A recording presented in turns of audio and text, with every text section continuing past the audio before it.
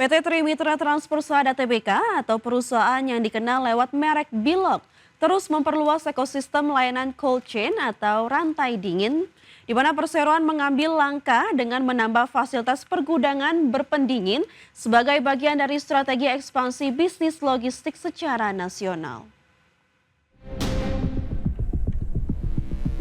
PT Trimitra Transpersada Tbk terus memperluas ekosistem layanan cold chain atau rantai dingin. Hingga akhir tahun 2025, Bilog telah mengoperasikan sekitar 15 fasilitas cold storage sebagai bagian dari jaringan rantai dingin untuk mendukung kebutuhan penyimpanan berpendingin di berbagai wilayah, termasuk fasilitas terbaru di Bandung yang telah resmi beroperasi sejak Oktober lalu. Perluasan ini menjadi dasar penting untuk layanan suhu terkontrol yang semakin dibutuhkan pasar. Sebelumnya, langkah ekspansi ini didukung oleh hasil IPO Bilog pada Juli 2025. Di mana perseroan menghimpun dana sekitar 140,8 miliar rupiah yang sebagian besar dialokasikan untuk pembangunan gudang berpendingin di beberapa kota seperti Tangerang, Pontianak, dan Makassar, serta penambahan armada logistik berpendingin bagian dari strategi memperkuat jaringan distribusi dan layanan end-to-end. Ekspansi fasilitas cold storage Bilog menunjukkan fokus strategis perusahaan menjawab permintaan pasar akan logistik berpendingin yang terus meningkat, terutama dari sektor makanan, farmasi, hingga baterai yang menuntut kontrol suhu ketat sepanjang rantai pasok. Dengan memperkuat cold storage dan integrasi armada, layanan Bilog semakin siap memberikan solusi logistik komprehensif di seluruh Indonesia. Sebagai perusahaan logistik terintegrasi yang kini bertransformasi bergerak dari layanan 2PL menjadi 3PL dengan dukungan infrastruktur pergudangan dan teknologi, Bilog memperkuat posisinya untuk menjawab kebutuhan pelanggan besar. Optimisme ekspansi cold chain ini sekaligus memperluas kapasitas layanan, memperkuat jaringan nasional, serta mendukung pertumbuhan pendapatan perusahaan dalam jangka menengah ke depan. Berbagai sumber IDX Channel. Menteri Sekretaris Negara Prasetyo Hadi menargetkan kesepakatan tarif impor dengan Presiden Amerika Serikat Donald Trump rampung pada pertengahan Februari 2026. Target tersebut mundur dari yang sebelumnya direncanakan pada akhir Januari tahun 2026. Prasetyo mengatakan target baru kesepakatan tarif Trump tersebut merupakan perkembangan terbaru soal negosiasi tarif dari Menko Perekonomian Erlangga Hartarto. Prasetyo mengungkapkan penyebab mundurnya waktu kesepakatan antara Indonesia dengan Amerika Serikat karena mencari titik temu dari negosiasi yang sudah dilakukan. Prasetyo memastikan tidak ada masalah lain yang menyebabkan tenggat waktu ini mundur. Dirinya menyebut secara substansi Indonesia telah mencapai kesepakatan dengan Amerika Serikat. Mungkin pertengahan Februari kemarin update terakhir dari Pak Menko Ekonomi, mungkin di minggu kedua bulan Februari. Delegasi akan ke sana, Pak. Delegasi akan ke sana, Mas. Belum ada keputusan. Yang jadi penyebab mundur apa? Ya, tentunya kan masih ada beberapa yang kita cari titik temunya, terutama untuk sebagaimana yang sudah pernah juga kami sampaikan, kita terus berusaha untuk. Pemirsa, isu pergantian atau reshuffle di tubuh Kabinet Merah Putih kembali mengemuka di ruang publik. Kepala Kantor Staf Presiden menegaskan, keputusan terkait reshuffle sepenuhnya menjadi kewenangan Presiden. Menurut Kepala Kantor Staf Presiden, pergeseran atau pengisian jabatan merupakan hal yang logis dalam tata kelola pemerintahan, termasuk mengisi kekosongan di posisi Wakil Menteri Keuangan usai Thomas Djiwandono menjabat sebagai Deputi Bank Indonesia. Kodari menegaskan reshuffle kabinet yang dilakukan Presiden berdasarkan capaian kinerja kabinetnya. Presiden Prabowo Subianto memiliki kriteria utama untuk capaian kinerja dan pencapaian target program. Kodari menyebut secara rutin Presiden memantau perkembangan program-program prioritas melalui rapat terbatas dan laporan harian. Hal ini terlihat dari cara Presiden menyampaikan update program dalam setiap pidato publik.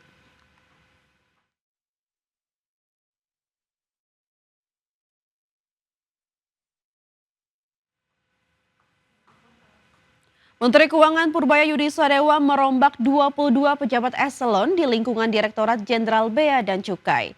Purbaya pun mengancam akan melakukan rotasi ulang jika masih ada pejabat yang bermain dengan kewenangannya. Menteri Keuangan merombak jajaran pejabat di lingkungan Direktorat Jenderal Bea dan Cukai. Langkah ini diambil sebagai bagian dari pembenahan institusi sekaligus upaya mengoptimalkan penerimaan negara seiring tantangan defisit fiskal 2026 yang mendekati ambang batas 3% dari produk domestik bruto. Perombakan tersebut mencakup 22 posisi strategis di Bea Cukai, mulai dari Sekretaris Direktorat Jenderal, jajaran direktur di kantor pusat, hingga kepala kantor wilayah di berbagai daerah. Rotasi dilakukan pada titik-titik yang dinilai krusial, termasuk pelabuhan besar dan unit inti di pusat, guna mendorong kinerja yang lebih efektif dan transparan. Purbaya pun mengancam akan kembali merombak Bea Cukai jika masih ada pejabat yang bermain dengan kewenangannya. Bahwa depan kita nggak boleh main-main lagi. Anda di posisi yang baru akan dimonitor dengan ketat, dan kalau ada hal yang mengecewakan, yang main-main lagi, saya akan atur ulang lagi. Jadi kalau saya ngomong sekali, jangan dianggap saya lupa, saya akan ingat terus. Kalau saya misalnya bilang Balpres, diproses dong, sampai pemainnya. Kalau diam-diam terus ya saya tahu, berarti sebagian nggak suka, atau sebagian malah terlibat.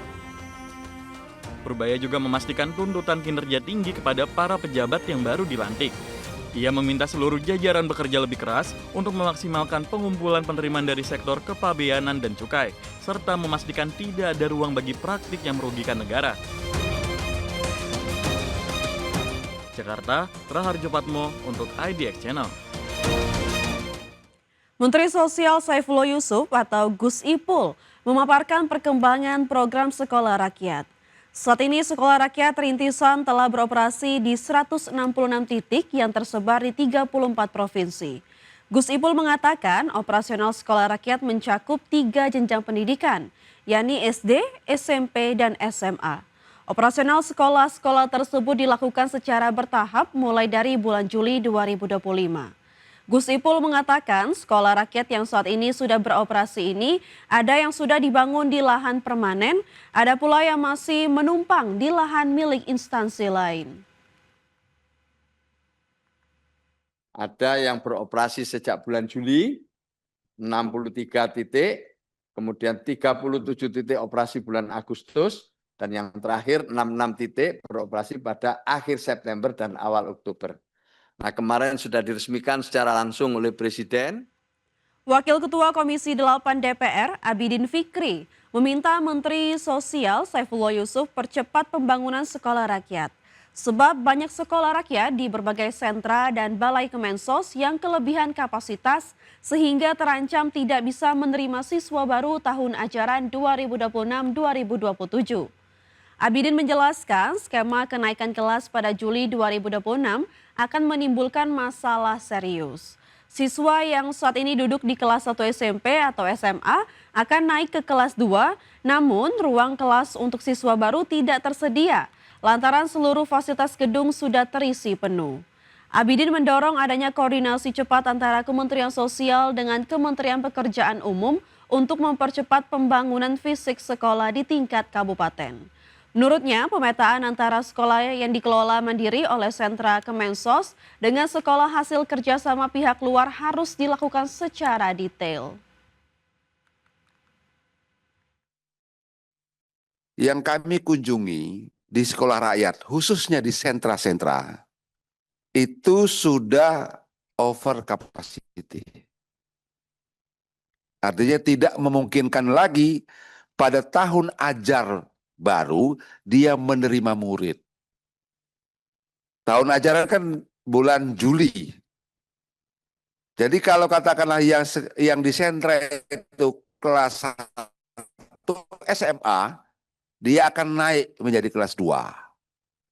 Begitu juga yang SMP akan naik kelas 2 SMP. Nah, kalau katakanlah dia di sentra-sentra itu tidak bisa menampung, berarti tidak